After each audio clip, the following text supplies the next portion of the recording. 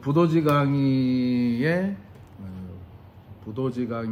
개정판입니다. 너무 감사드리고 여기까지 이렇게 올 수 있다는 게 제가 뭐 전문적으로 글 쓰는 작가도 아니고 여기까지 출판이 돼서 할 수 있게 된 게 보이지 않는 곳에서 많이 도와주셨다 이렇게 생각이 됩니다. 이번에 개정판을 내게 됐는데요. 개정판은 고민을 많이 했어요. 우리가 신화를 얘기하든 역사를 얘기하든 그것이 현실에서 이제 우리는 그걸 가지고 살아야 되잖아요. 그 현실에 많이 지금 부딪히는 문제가 정치적인 문제잖아요. 그래서 특히 작년에 말부터 해서 잘 아시겠지만은 올해 4월 4일까지 우리나라에 아주 혼란스러운 일이 있었습니다. 그런 문제는 제가 공식적으로 다루지를 않으려고 굉장히 애를 썼는데 지금 우리나라에 반공 세력이 있잖아요. 그 다음에 우리가 친일파라고 얘기하는 사람들이 있습니다. 그 다음에 보수 기독교라고 얘기하는 사람들이 있어요. 근데 이쪽이 한 팀을 먹은 거예요. 기독교하고 친일 세력하고 반공 이데올로기를 이용하는 세력은 한 팀이에요. 그러니까 이 사람들이 하는 거는 저는 그냥 그려려니 해요. 저분들은 저렇게 살아왔던 분들이니까 친일을 했던 사람들이 해방 이후에 반공으로 갈아타면서 기독교를 중심으로 뭉친 거예요. 이거는 너무나 자명합니다. 자세하게 말씀 안 드려도 여기 계신 분들은 다 아실 거예요. 그런데 단군을 얘기하고 민족을 얘기한다고 하시는 분들이 저쪽을 지지를 하고 저는 거기에 너무 답답한 거예요. 이해가 되시죠? 제가 답답한 지점이. 그래서 부도지라는 책은 원래 한참 전의 얘기잖아요. 뭐 신화라고 할 수도 있고 역사라고 할 수도 있는데 그걸 가지고 이제 얘기를 했는데 그러면 당연히 이제 현실적인 결론을 보편적인 민주주의와 남북 평화통일과 이쪽으로 이제 결론을 알아서 내주실 줄 알았는데 부도지와 단군 할아버지와 홍익인간 다 이렇게 아시고서는 이제 무찌르자 공산당 뭐 선제 타격을 해서 우리가 통일을 하고 뭐 이런 쪽으로 가시니까 안 되겠다. 그냥 이 근현대사와 지금 현재 정치에 대해서도 언급을 해야 되겠다. 기존에 말씀드렸던 내용이긴 한데 그거를 조금 보강을 하고 정리를 해서 원고를 이제 정리를 한 것입니다.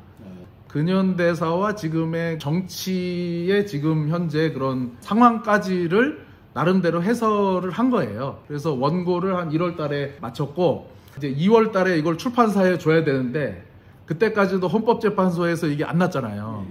그리고 유명한 책은 아니지만 가만히만 있으면 중간에는 가는데 내가 명확하게 입장 정리를 하면은 무슨 말씀인지 아시겠죠? 이걸 원고를 추가해도 되겠습니까? 단군 할아버지한테 기도도 하고 예스가 딱 나온 거예요. 알겠습니다. 그래서 저 나름대로는 갈등이 있었다 이런 과정을 말씀을 드리고 그래서 지금 우리나라 국민들이 착각을 하는 게 뭐냐면 미국의 민주당은 우리나라의 민주당하고 동급으로 보고 미국의 공화당은 우리나라의 국민의힘이랑 같은 급으로 보는데 오히려 이 X로 봐야지 정확합니다. 우리나라의 지금 국민의힘이 추구했던 한미일 군사동맹 요거는 미국의 민주당의 정책이에요. 오바마의 정책입니다. 오바마, 바이든, 그 다음에 지금 해리스가 그걸 할 뻔했고 그 전에는 이제 브레진스키라고 하는 인물이 있었어요. 거대한 체스판이라고 하는 그 유명한 책이 있는데 이제 세계의 구도가 거대한 체스판이라고 하는 거예요. 그래서 러시아와 미국의 이런 구도 저도 이제 이걸 책을 읽은 지가 한 20년이 넘어가지고 지금 기억이 가물가물한데 아무튼 그 전략을 수립한 자가 브레진스키입니다. 그리고 그거를 오바마 미국의 민주당의 정책이 일본을 동아시아의 대장을 시키는 거예요. 일본이 동아시아의 대장을 하고 그 다음에 한국이 거기에 지휘를 받고 미국과 영국은 뒤에서 보스 노릇을 하는 그러한 구도를 재구축하려는 세력이 바로 이제 미국의 민주당이었습니다. 근데 그거를 우리나라 국민들이 거의 몰라요. 그냥 미국의 민주당은 한국의 민주당이랑 같은 그거겠지. 미국의 공화당이 오히려 트럼프가 국민의힘하고 비슷한 종자겠지. 많이들 생각하고 있는데 그 내막을 아시는 분들은 이거를 반대로 알고 계시다. 꼭 그런 건 아니지만 미국의 민주당은 오히려 지금 국민의힘하고 더 결이 맞고 미국의 공화당 트럼프는 오히려 지금 한국의 민주당하고 결이 맞다. 그렇게 보면은 지금의 문제가 대부분 아마 이해가 되실 수가 있습니다. 뒤에 이제 부록을 95페이지 정도 추가가 됐는데 그 중에 한 50페이지 정도가 19세기부터 시작해가지고 지금까지 그 사태, 거기까지의 그 스토리입니다. 단군 할아버지를 공부하는 분들은 결론까지도 핀트가 맞게끔 그렇게 됐으면 좋겠다 하는 마음으로 이렇게 추가를 했습니다.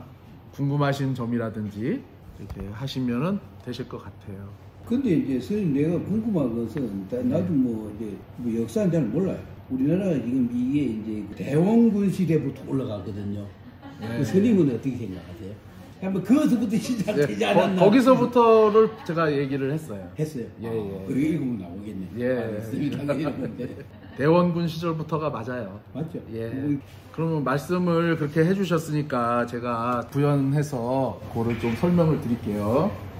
우리가 이해를 하지 못하고 있는 게 냉전이라는 단어는 우리는 굉장히 익숙하죠. 쉽게 얘기하자면은 자본주의 진영과 공산주의 진영으로다가 세상을 나눠보는 거예요. 우리나라는 요 구도 속에 아직도 살고 있어요. 그러니까 그거를 이제 프레임이라 그래. 틀. 냉전이라고 하는 틀. 그래서 여기에서 자유 진영과 공산 진영의 구도로 우리는 세계를 이해해 왔어요. 우리 한국 사람들은. 북한도 마찬가지고. 그런데 자 여러분 일본은 어떨까요? 일본인의 입장이 돼서 한번 생각을 해보자. 일본도 세상을 이렇게 봤을까요? 자, 1861년도에 어떤 일이 생겼냐면은 쓰시마 사건이라는 게 생깁니다. 1861년 굉장히 근현대가 이렇게 되면서 명치유신 전이에요. 우리나라가 이렇게 있고 그 다음에 여기에 부산 앞바다에 쓰시마가 있잖아요. 쓰시마가 대마도인 아시죠? 네, 대마도죠. 대마도. 그 다음에 여기가 이제 일본이 이렇게 있는데 러시아가 와가지고 쓰시마에 러시아 군함이 정박을 해서 여기에 그냥 아예 눌러 앉아요. 러시아 군함이 뭐를 요구하냐면은 뭐 쓰시마 대마도의 다는 아니고 일부를 내놔라. 일부를 우리가 영구조차 하겠다. 요구를 해요. 그러니까 이 일본의 입장에서는 굉장히 난감하죠. 힘이 없어요. 그 당시에. 러시아를 상대로 나중에 이제 러일 전쟁 때 힘이 생겼지 힘이 없습니다. 그런데 이 러시아 군함을 누가 물리쳐 주냐면 영국이 와서 쫓아내요. 우리는 미국을 중심으로 한 자본주의 진영, 소련을 중심으로 한 공산주의 진영이라는 구도 속에서 살고 있는 거예요. 그런데 일본은 벌써 1861년도에 러시아라고 하는 세상이 있구나. 근데 이 러시아라고 하는 애들을 영국이 와가지고 몰아내주네? 이 구도를 얘네들은 일찌감치 눈치를 채게 되는 거예요. 그래서 저는 이거를 갖다가 이제 어떻게 해석을 하냐면 러시아는 뭐예요? 러시아는 대륙 세력인 거예요. 영국은 해양 세력인 거예요. 그러니까 이러한 단어를 쓰지는 않았지만 대륙 세력이든 해양 세력이든지 그러한 단어를 정확하게 쓰지는 않았지만 일본은 일찌감치 세상은 러시아라고 하는 거대한 애들이 있고 영국 그리고 영국하고 같은 형제가 미국이죠. 영국하고 미국이라고 하는 이런 바다를 중심으로 이렇게 다니는 애들이 있구나. 세상은 이렇게 나눠져 있구나. 미국의 페리 제독이 와가지고 막 강제로 뚫고 들어오고 영국이 러시아 쫓아내주고 이러면서 이런 바다를 중심으로 사는 세력이 있고 저 위에 대륙에 있으면서 바다로 막 나오려고 하는 세력이 있구나. 자, 누구의 시각이 더 큰 것 같아요? 이 냉전으로 보는 거하고 이 냉전을 우리는 축소판으로 보죠. 남북을 갈라가지고 여기는 공산당, 여기는 자유진영 이렇게 본 거죠. 그러니까 우리는 일찌감치 시야가 여기에 갇혀버렸어요. 한반도에. 근데 일본은 일찌감치 시야가 넓게 펼쳐져 있었다는 거예요. 그래서 우리나라는 지금 이거를 이해를 하지 못한 상태로 냉전 구도에 우리의 뇌가 프레임이 갇혀져 버렸다. 현재까지도 이 영향을 받고 있죠. 현재까지도 우리는 반공, 무찌르자 공산당 이러고 반중 이제는 그렇게 나가죠. 그러면서 중국과 러시아를 어떻게 규정을 해요? 공산당으로 규정을 해요. 그렇잖아요. 그죠? 공산당 놈들 이런단 말이에요. 근데 지금 중국은 공산당이 아니에요. 러시아 푸틴도 공산당이 아니에요. 공산당은 언제부터 됐냐면은 볼셰비키 혁명 그때부터 1991년도까지 공산당은 불과 지구상에 존재한 게 80년 정도 돼요. 100년도 안 됩니다. 공산당을 최대한 넓게 보더라도 지구상에 공산주의라고 하는 게 그나마 힘이 있다라고 하는 거는 지구 역사상 100년 정도밖에는 안 된다는 겁니다. 그런데 이 해양 세력과 대륙 세력이 막 부딪히고 한 거는 훨씬 길죠. 더 근원적인 거란 말이에요. 그래서 저는 이제 핵심이 뭐냐면 이 냉전의 구도에서 시야를 넓혀서 이렇게 보자는 거예요. 대륙 세력과 해양 세력으로. 그 힌트를 어디서 얻었냐면은 우리 부도지에서 그 힌트를 얻은 것입니다. 그 부도지에 어떻게 나오냐? 단군 할아버지가 부도를 만드세요. 목적이 뭐냐? 세계 인류를 다 불러 모아서 한 자리에 모아서 우리는 서로 하나다. 우리는 서로 형제다. 라는 것을 알려준다. 요것만 있으면은 되게 추상적이 될 뻔했는데 이게 두 번째에 저는 주목을 하는 거예요. 서로 교역을 하게 했다. 무역을 하게 해서 인류 사회는, 인간 세상은 무역을 해야지 풍요로워질 수가 있습니다. 더 부연 설명을 안 드려도 아시겠죠? 그 무역이 사실은 인류를 풍요롭게 하는 핵심이에요. 이러한 세상을 만들고자 부도를 건설하셨다는 거예요. 그럼 그 이전까지는 뭐냐? 단군 할아버지 이전까지는 이 부도지에 근거한 겁니다. 임검씨의 이전까지는 순행을 하셨어요. 순행. 그 순행이 뭐냐면 직접 다니는 거예요. 전 세계를 다니면서 얘들아 우리는 원래 한 뿌리였어. 우리는 마고성에서부터 시작이 됐고 우리는 하나였고 우리는 원래 형제였다. 이거를 계속 알려줬다는 거예요. 단군 할아버지도 처음에는 순행을 하셨어요. 근데 순행을 하다 보니까 다니면서 알려주는 거는 한계가 있더라. 한 자리에 불러 모아서 가르쳐야 되겠다. 이해가 되시죠? 그런 생각을 하시게 된 거예요. 그래서 내가 부도를 만들 테니 이제 너희들이 와라. 그 이전까지는 다니셨는데 와라. 그래서 여기서 이제 교역을 했는데 그거를 설명하는 대목에 어떤 게 나오냐면은 산악에서 오는 종족은 양과 사슴을 가지고 오고 바다에서 오는 종족은 물고기와 조개를 가지고 왔다. 그래서 이것을 먼저 제물로 올려서 하늘에 제사를 하고 그 다음에 이것을 서로 교역을 하게 해서 인간 세상이 산업이 일어나고 크게 풍요로워졌다라고 하는 기록이에요. 그래서 이걸 가지고 우리가 흔히 얘기하는 지금의 이제 조선이라고 하는 그 단어에 대해서 완전히 다른 해석을 얘가 만드는 거죠. 조선이 이제 물고기하고 이렇게 이제 돼 있잖아요. 조선이. 이 조선이라고 하는 이름에 이미 부도지에서 설명하고 있는 게 다 들어있다는 거죠. 이거는 물고기, 여기는 양.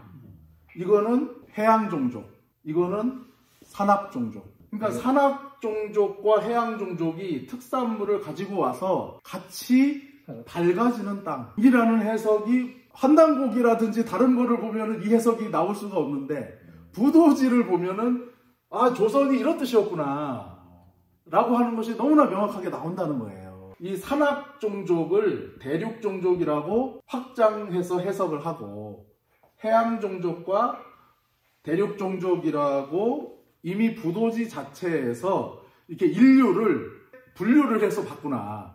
자 그렇다면은 부도는 어떤 땅이었냐? 부도는 국제 자유 무역 도시가 되는 거죠. 근데 여기에 하늘에 제사했다, 하나가 됐다라는 게 나오니까 앞에 신성이 붙는 거죠. 신성 국제 자유 무역 도시, 무역 국가. 거기에 맞춰보면 전 세계 고인돌이 뭐 70%가 한반도에 있고 이런 것들이 설명이 될 수가 있는 거죠. 전 세계 인류가 다 여기로 와서 같이 무역하고, 이러한 관점에서 보면, 교역, 무역이라는 관점에서 보면 단군 조선시대에는 교역하고 무역하다가 최근에까지 있었던 이성계의 조선은 쇄국으로 간 거죠. 국제적인 나라였다가 아주 그 봉쇄 국가가 된 거예요. 그러니까 단군 할아버지가 나라를 만든 거에 우리는 거꾸로 온 거예요. 뭐 고요한 아침의 나라 이렇게 얘기를 하잖아요. 그게 아니에요. 조선은 이미 국제도시였다. 국제국가였다. 부도지가 없다면 이걸 알 수가 없는데, 이러한 이제 것을 부도지에서부터 이렇게 우리는 이제 알게 되는 것이고, 저는 뭐 최대한 양보를 해서 이것이 신화여도 상관이 없다. 중요한 거는 이 아이디어다. 여기에서 이제 이 아이디어를 얻어서, 아, 부도지가 해양 종족과 대륙 종족으로 나눠서 보니 이것으로 현대사를 해석을 하니까 지금 우리가 공산주의와 자본주의로 바라보고 있는 이것보다 훨씬 확장된 상태로 이 세상을 바라볼 수가 있다라고 그렇게 결론을 내린 것이고, 그래서 결국에는 해양 종족과 대륙 종족의 이 헤게모니 싸움 속에서 부도가 있을 때는 자유롭게 무역하고 사이가 좋았던 거예요. 근데 부도가 없어지고 나만 이익을 갖자, 이렇게 이제 무역의 의미도 변질이 되게 되고, 그러면서 얘네들이 이제 싸우게 된 거죠. 그러면 다시 인류를 하나로 만들려면은 뭐가 필요하냐? 부도가 필요하다. 지금 우리가 있는 최근까지 있었던 계엄, 내란, 한미일 군사동맹 이런 것들도 얘네들은 자꾸만 한국을 이쪽으로다가 끌어오려고 하는 것이고, 무슨 뜻인지 아시겠죠? 그러니까 지금 남북이 갈라져가지고 남한은 여기 속하고 북한은 이제 여기 속하고 끄달려가는 거죠. 그래서 남북을 나누어서 줄다리기를 하는구나. 해양 종족과 대륙 종족이, 손님들이 옛날에 부도의 땅에 다시 들어와서 남과 북을 나누어서 줄다리기를 서로 자기 쪽으로 끌고 가려고. 그러면 인류 평화를 이루는 것과 우리 민족의 본래 사명을 회복하는 것은 다르지 않다. 우리가 여기서 평화 통일을 이루고 싸우지 말고 여기 와서 무역해. 같이 여기에서 옛날에 우리 그 부도에서 그렇게 하셨듯이 다시 그렇게 해라. 이것이 인류 평화를 이루는 플랜이다. 그거를 부도지에서 단군 할아버지가 이미 알려주셨다. 놀라운 것은 부도지 마지막에 단군 임검씨가 예찰 사해지 장례, 그게 무슨 뜻이냐면은 인류의, 사해는 세상이에요. 세상의 장례, 장례는 미래. 임검씨가 이 세상의 미래를 예찰, 미리 살피고 부도 건설을 시범하였다. 놀랍지 않습니까? 이 나중에 얘네들이 서로 싸우고 이거를 단군왕검께서 미리 내다보셨는지, 아무튼 부도지에는 그렇게 써있어요. 세상의 장래를 미리 내다보고 부도 건설을 시범하였다. 시범보였다는 거예요. 그러니까 그때의 부도가 완전판이 아니라, 완전판은 이제 우리가 만들어야 되고, 그때의 부도는 이렇게 하는 거다 라고 하나의 그 모델 하우스로 이렇게 시범 보여주신 거다. 너무 놀랍지 않냐는 거예요. 저는 이제 이걸 통해서 말씀드리고 싶은 것이, 첫째, 시야를 확장시키자. 냉전은 이미 끝났다. 공산주의는 이미 망했다. 공산주의니 자본주의니 그걸로다가 봐가지고는 세상을 똑바로 볼 수가 없다. 오히려 해양 세력과 대륙 세력으로 보는 것이 더 진실에 가깝다. 그럼 현실은 그렇고, 그럼 앞으로 그럼 이대로 둘 거냐? 세상은 해양 세력과 대륙 세력이 싸우고 있는데, 그러면 앞으로 우리 민족이 살기 위해서는 해양 세력이 갖다 붙고 대륙 세력이 갖다 붙고 어디다가 이렇게 기대가지고 살아야 된다. 그렇게 결론이 나면 안 되겠죠. 근데 지금은 그렇게 결론을 내고 있는 거예요, 사람들이. 우리는 무조건 여기 붙어야 돼. 미국, 일본 여기에 붙어야 돼. 그게 이제 지금 대한민국을 이끌어 나가는 사람들이 내리는 결론이고, 그러나 그렇게 해서는 답이 안 된다. 그렇게 가면 우리는 뭐예요? 총알바지 되는 거예요. 소모품 되는 거예요, 소모품. 앞잡이 되는 거예요. 그거는 우리 단군 할아버지 뜻하고 전혀 맞지 않다. 그리고 인류 평화에도 도움이 안 된다. 우리는 해양 세력과 대륙 세력을 형제되게 하는, 다시 하나임을 회복하고 서로 자유롭게 무역을 하면서 인류의 그 평화를 이루는 그거를 만드는 것이 우리가 가야 될 길이다 라는 말씀을 풀어본 건데 이해되시죠? 미국의 지도자도 또라이, 전쟁하는 우크라이나 대통령도 또라이. 그 중에서 최고의 또라이는 우리나라 또라이들이 이제 세계를 보복무역을 하고 있다 보니까 뭔가 너네 나라도 잘 살고 우리도 잘 사는 그런 문화를 좀 만들어 보려고 하는 그런 지도자들이 없는 것 같아요. 전 세계적으로 봐도 어떤 지도자가 뭐 너네 나라도 잘 살아야지 이런 마인드를 갖고 있는 지도자들이 과연 당선될 수 있는 그런 분위기인가 하는 의심이 들고, 차기 지도자는 우리나라라도 그런 서로를 내줄 줄 아는 그런 대통령이 나왔으면 하는 바람입니다. 이제 저는 그 말씀에 잠깐 붙은다면은, 그러니까 지금 세계가 지금 그런 지도자가 나오고 있잖아요. 저는 제 개인적인 생각인데, 그런 지도가 나오는 거는 지금 그 한국에 볼 때는 니네가 아주 많이 부족하니까 자꾸 이런 지도 나와서 니네가 그런 거 좀 안 나오게 이제 그런 사람이 되지만 뭐 깨달으라는 그런 표시 아닌 그런 거 아닐까 생각이 드네요. 그러니까 그리고 어떤 모습을 보여줘야지 내가 그걸 이제 깨닫고 그러면 이제 다르게 생각하는 그런 게 나오는 것 같아요. 저런 사람은 나오면 안 된다. 세상에 앞으로 미래 세상에 저런 시대가 오면 안 된다는 그런 생각이 그냥 마지막이었으면 좋겠죠. 네, 저도 너무 갈수록 너무 세계가 다 이상하니까. 네. 서로 그래서 다 힘들잖아요. 우리나라만 힘든 게 아니라 배우도 그런 사람 또 배나라 그런 지도가 나와서 또 우리나라도 힘들어지고. 맞습니다. 근데 앞으로는 저는 앞으로 저는 세계에서 잘 됐다고 생각이 들어요, 그냥. 거기에 주축이 우리나라가 좀 됐으면 더 좋겠고. 지금 최근까지 민주주의에 대해서 회의론이 많이 생겼다 그래요. 지금 말씀하신 것처럼 그런 지도자들이 나오니까 과연 이게 민주주의가 맞는 거냐. 차라리 옛날에처럼 왕정처럼 그냥 왕이 이렇게 오히려 전권을 줘서 그 사람이 혼자 똑똑하면 그게 더 맞는 거 아닐까라는 회의론이 나오고 있던 참에 지금 이제 우리나라에서 저런 일이 벌어지고 그렇게 결론을 낸 거예요. 많은 국가에서 세계인들이 희망을 얻고 있다 그래요. 민주주의라고 하는 것은 물론 완전하지는 않지만 그래도 민주주의라고 하는 것이 제일 가치가 있고 그 민주주의의 약점을 보완하면서 업그레이드를 해나가면 그게 이제 우리가 할 일이다 라는 그런 결론을 이제 내는 데 있어서 한국의 결론이 굉장히 많은 용기와 희망을 줬다. 그래서 지금 미국에서도 평화 시위가 지금 확산이 되고 있다 그러잖아요.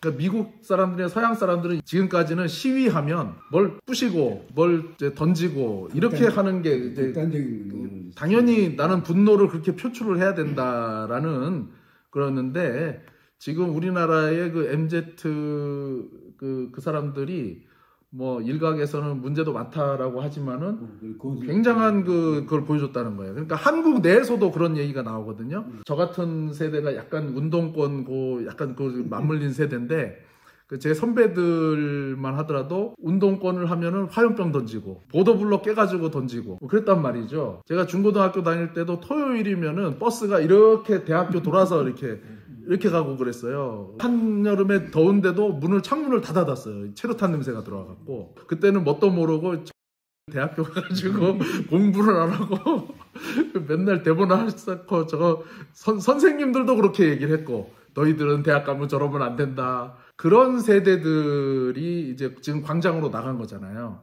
근데 이런 세대들조차도 깜짝 놀랐다는 거예요. 우리는 분노하면 분노로서 이거를 표출하고 막 독재 정권 물러가라 막 이런 식으로 그렇게 우리는 알고 살았는데 지금의 이 MZ라고 하는 특히 20대 30대 젊은 그 아가씨들 진짜 이제 앞으로 여성 대통령이 거기서 지금 나오겠구나 하는 얘기들이 나오고 있는 게 이 사람들이 응원본 들고 나와서 독재 정권 물러가라라고 하는데 응원봉 들고 즐겁게 노래를 불러요. 그리고 막 이렇게 담요 같은 거를 덮어쓰면서 해맑아. 그러니까 분노를 표출하는 게 분노와 분노가 이렇게 붙는 게 아니고 분노와 그러니까 밝음으로써 이렇게 하는 한국에서도 이러한 문화가 처음인 거고 기존에 운동권 했던 그 지금 50대 이상 했던 사람들도 너무 거기에 대해서 이런 방법도 가능하구나 라는 것에 대해서 놀라고 있는데 전 세계가 그런 이제 결과를 보고서 많은 그런 희망과 용기를 얻고 평화적으로 지금 미국 사람들도 시위를 하고 특히 프랑스 같은 데는 시민혁명의 본고장이지 않습니까? 프랑스는 부자들이 티를 못 내고 산다 그래요. 언제든지 들러붙을 수 있다라는 거기가 있기 때문에 근데 그런 데서도 야, 우리가 한국에서 배워야 된다라는 얘기들이 지금 나오고 있고 민주주의라고 하는 것이 완벽한 거는 아니지만 세상의 모든 제도가 그렇잖아요. 이렇게 하나가 생길 때는 여기에 대해서 잘 모르기 때문에 이것이 잘 운영이 되다가 이 약점을 또 파고든단 말이죠. 계속 파고들어서 또 거기에 대해서 이걸 무력화시키는 이런 것들이 나오고 또 이제 업그레이드 시키고 그러니까 컴퓨터도 마찬가지잖아요. 프로그램 하나 나오면 바이러스 생기고 또 이제 업그레이드 시키고 이렇게 하듯이 민주주의도 뭐 지금 공식적으로 뭐 1.0, 2.0 그런 용어가 있는지는 모르겠지만 이게 서양에서부터 시작이 됐지만 5.0, 6.0으로 업그레이드 시키는 작업은 코리아가 하게 될 것이다. 일본에서는 그런 말을 한다 그래요. 한국은 국민이 독재하는 나라다. 그러니까 이거를 어떻게 해서든지 폄하하고 싶은데 누가 거기다 댓글을 써놨더라고요. 우리는 그거를 민주주의라고 부르기로 했어요. 저는 이제 그걸 보면서 전 세계에 영향을 줄 거다. 중국과 북한에 영향을 줄 거다라는 저는 생각을 했습니다. 그러니까 중국의 유학생들이 한국에 와서 놀래는 게 그거라 그러거든요. 한국 사람들은 대통령을 직접 뽑아? 근데 그걸 약간 축제처럼 하잖아요. 텔레비전 개표 방송 같은 것도 보면 중국에서 유학 온 학생들이 놀란다는 거예요. 그러니까 그 사람들도 한국에 유학 올 정도면은 나름대로 그래도 집안이 좀 사는 애들인데 그런 애들이 거기에 대해서 영감을 받고 또 지금은 이제 인터넷이나 이런 것들이 많이 발달했기 때문에 중국 사람들이 그걸 본단 말이죠. 그러면서 옛날에 천안문 광장에서 우리도 저렇게 했었다. 탱크를 막아서고 이런 것들이 그 사람들한테 분명히 용기를 줄 것이다. 그리고 북한에 들어갑니다, 이게. 그러니까 그 전에 박근혜 때는 북한의 조선중앙TV에서 뉴스로 방영을 했다는 거예요. 남조선 애들이 대통령을 끌어내렸다. 그거를 방송했을 때 의도는 뭐겠어요? 저 남조선 저 미개한 놈들 이거를 이제 하려고 방송을 했는데 국민들은 그게 끌어내릴 수 있는 거였어? 그게 되네? 라고 받아들이니까 지금 이번에는 보도를 안 한다는 거예요. 이제 사람들 머릿속에 그러면 우리도 김정은 내릴 수 있네? 여차하면 그거 가능한 거였구나 그게. 남조선 애들도 했는데 왜 우리는 못해? 이런 게 생길까봐 지금은 방송을 안 한다는 거예요. 지금. 방송을 안 한다고 안 들어가겠습니까? 탈북자들이 우리나라에 3만 명이에요. 평양에 전화통화를 해요. 야, 여기 대통령 내렸어. 이게 소문이 안 날까요? 소문 납니다.